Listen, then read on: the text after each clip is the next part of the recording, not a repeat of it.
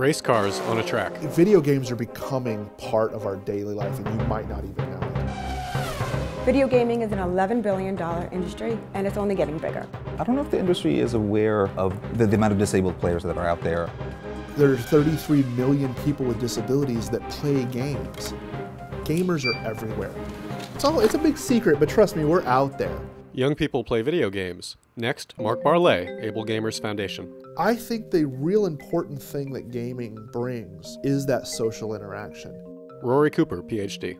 You really want gamers with and without disabilities together forming these communities because that helps break down barriers of perception about people with disabilities. Steve Spahn, AbleGamers.com. Back when I was in grade school, a friend of mine introduced me to my first Atari. It was around then that I began to realize that video games were something that I could do just like anyone else. I'm real passionate about the ability to paint yourself and present yourself in a way that you want to be seen.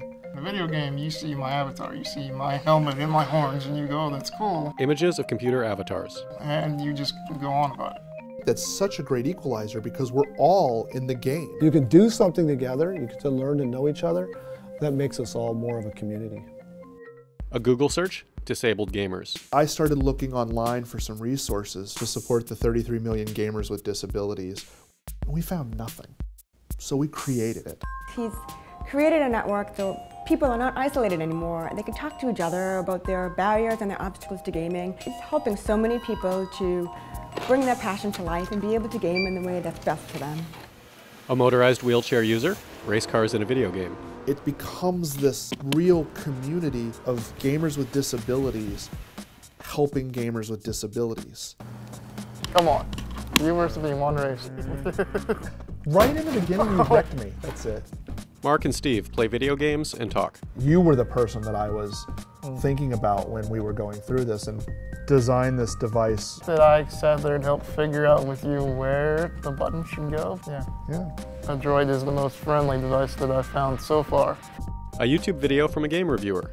If you really love a game, and if you want to be good at it, you can be good at it. Sometimes it takes some, thinking outside of the box, but it can be done. So Able Gamers, you rule. Just pointing it out. Suzanne Robitaille, AbledBody.com. There are 54 million Americans with disabilities, and many of them want to do a lot of things that they can't do, and some of them take it upon themselves to create things that will help them end up helping the wider community. I think one of the most powerful things Able Gamers is able to do is reach out to big companies, big content producers, and explain to them why they should be caring about people with disabilities. And we don't give the sad story because we don't think the sad story is what we as an organization want to present.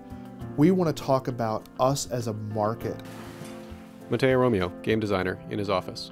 As a game designer, somebody who's engaged in pop culture and in creating pop cultural artifacts, I think we definitely do want to have a larger audience, and if it's possible to include disabled players as part of that, sure, absolutely. What the Able Gamers Foundation is really trying to do is change a culture. We want every developer to heed our call and add accessibility to the nth degree. I want the Able Gamers Foundation to teach you how to make your content accessible, and then I'm going to work very hard to make it part of your culture, so that the game that you're working on today is accessible.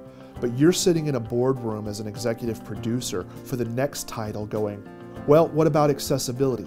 What about accessibility? That's a win. Mark Barlet, gaming with Steve Spahn. Come back here. Oh, no. Come back here. No. Oh, come on, so close. For me, it's just a matter of being able to do something I couldn't otherwise do. Fail. Those kind of door-opening experiences, particularly when you can share it with a friend, are priceless. Animated cars on a track. You win. The creation of the Able Gamers as a whole was really me trying to hang on to what was important to me. Gamers laugh and grin. And I knew it had to be important to other people as well.